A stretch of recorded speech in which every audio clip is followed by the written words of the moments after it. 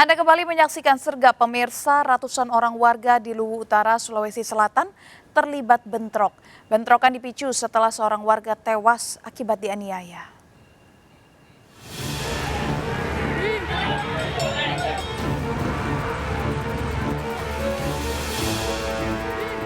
Bentrokan dua kelompok warga yang terekam video amatir ini terjadi di Luwu Utara mengakibatkan arus lalu lintas di Jalan Trans Sulawesi, Kecamatan Baibunta, lumpuh total. Kedua kelompok saling serang bahkan sampai merusak keranda jenazah yang dibawa salah satu kelompok warga. Kejadian ini dipicu dari aksi penganiayaan dari seorang warga.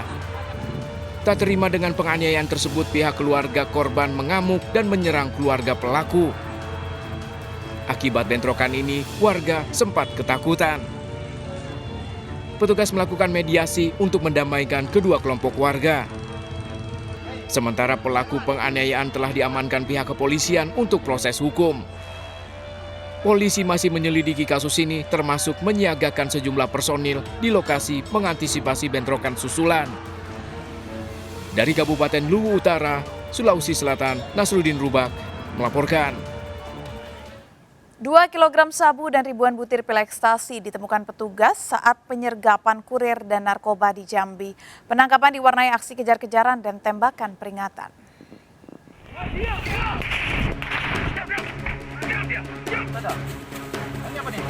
Penangkapan kurir narkoba ini berlangsung dramatis di Jalan Lintas Sumatera Jambi Riau, Kabupaten Tanjung Jabung Barat, Jambi pada dini hari. Penangkapan sempat diwarnai aksi kejar-kejaran dan tembakan peringatan petugas. Satu dari dua pelaku diamankan masih berupaya melawan. Dari satu pelaku yang kabur, petugas menemukan 2 kg sabu dan ribuan butir pil ekstasi yang dibuang. Dari penyisiran, petugas menemukan sang bandar yang bersembunyi bersama kekasihnya di pondok dalam kebun sawit. Sang bandar yang merupakan seorang residivis baru 1 tahun bebas.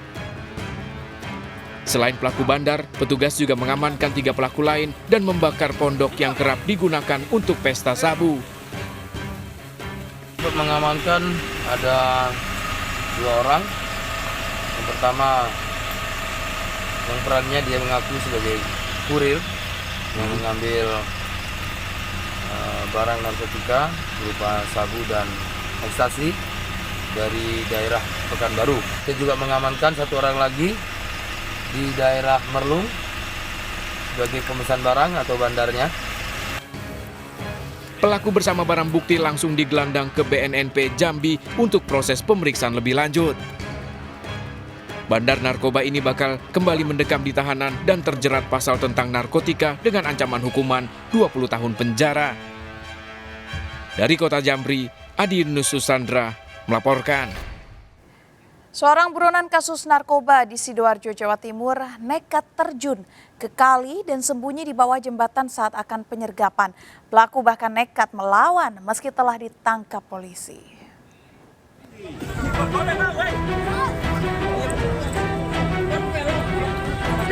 Pria berinisial W ini ditangkap petugas setelah nekat melompat ke kali dan sempat bersembunyi di kolong jembatan di Jalan Gajah Mada, Kota Sidoarjo. Pelaku yang merupakan DPO kasus narkoba dibekuk sejumlah petugas yang mengejarnya dengan terjun ke kali. Meski telah diamankan, pelaku sempat melawan bahkan berupaya kabur.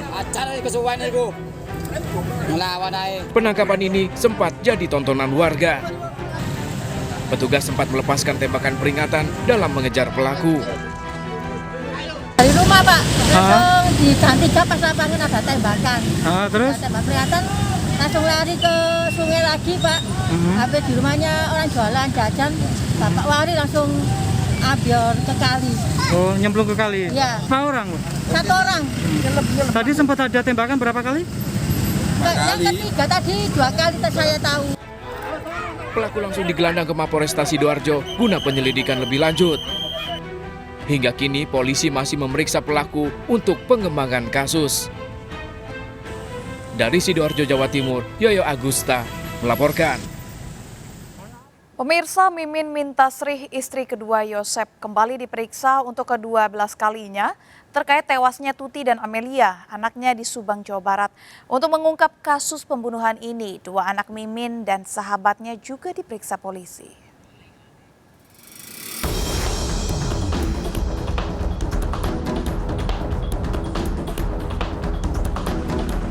Mimin Mintarsih, istri kedua Yosep diperiksa di Treskrimum Polda Jawa Barat di Polres Subang terkait tewasnya istri pertama suaminya dan Amel. Argi dan Abi, dua anak Mimin juga kembali diperiksa. Mimin diperiksa untuk ke-12 kalinya. Selain itu, dua teman anaknya juga diperiksa. Temannya Arigi, yang dua lagi tadi saksi Argi itu adalah temannya Arigi. Jadi berapa jumlah saksi sekarang yang diperiksa? Sementara lima. Bu Mimin, kedua anaknya sama teman dari anak. Sedangkan Yosep dan Yoris, keluarga inti korban, telah diperiksa Polda Jawa Barat. Danu, sepupu Amel, juga telah kembali diperiksa. 3 bulan lebih kasus pembunuhan ibu dan anak di Subang belum terungkap pelakunya. Kasus ini telah diambil alih di Treskrimum Polda Jawa Barat untuk mengungkap pelaku. Dari Subang, Jawa Barat, Irwan iNews melaporkan. Pemirsa, sejumlah potongan tubuh Rido, pengemudi ojek online yang tewas dimutilasi, masih diotopsi di Rumah Sakit Polri Kramat Jati, Jakarta Timur. Rido dibunuh karena mencabuli dan menghina istri sahabat-sahabatnya. Para pelaku sakit hati menjebak korban pesta narkoba sebelum melakukan pembunuhan.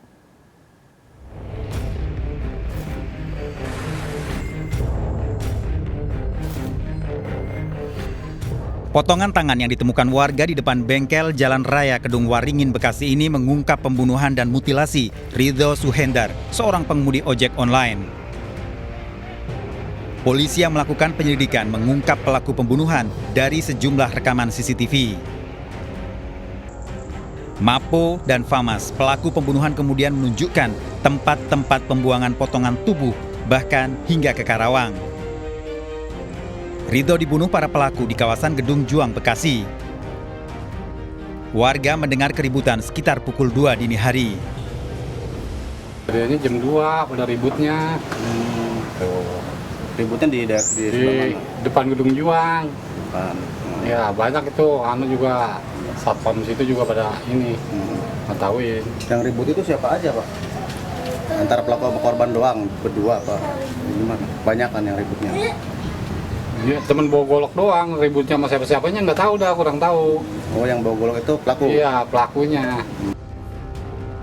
Potongan jenazah Ridho hingga kini masih diotopsi di Rumah Sakit Polri Kramat Jati, Jakarta Timur.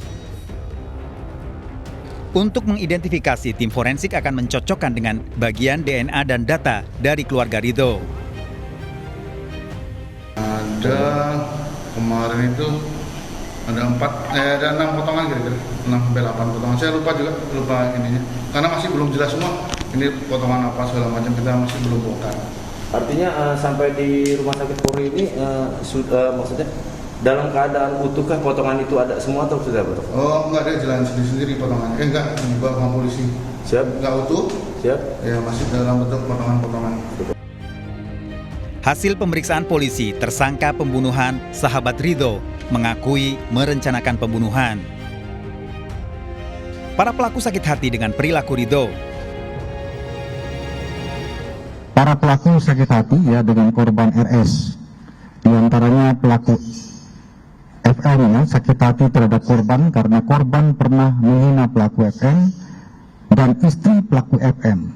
Selanjutnya pelaku MAP sakit hati dengan korban karena almarhum istri pelaku ya, diri MAP ini pernah dicabuli oleh korban. Kejadian berawal, Ridho yang bersahabat dengan Mapo, Ebar, dan Famas justru sering berulah. Istri Mapo pernah dicabuli, sementara istri Famas dihina serta dilecehkan Ridho.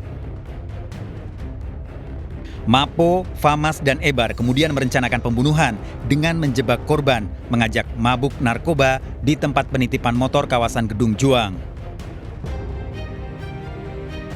Saat Ridho mabuk tak sadarkan diri, tidur di musola, dianiaya para pelaku dan dimutilasi.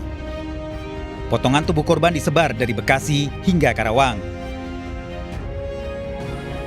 Sementara keluarga telah memberikan data dan diambil sampel DNA-nya di Rumah Sakit Polri Kramat Jati.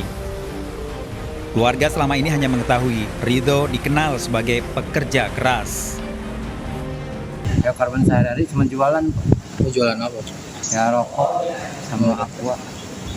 Tipunya katanya ngojek juga, ojek online juga ya. Ojek online dia. Bang, itu keluarga korban punya anak istri nggak sih, Bang? Dia punya anak 2, istrinya 1. Polisi kini memburu Ebar, salah satu pelaku pembunuhan. Para tersangka terancam hukuman seumur hidup atau 20 tahun penjara dijerat pasal pembunuhan berencana. Dari Jakarta, Rio Manik, iNews melaporkan.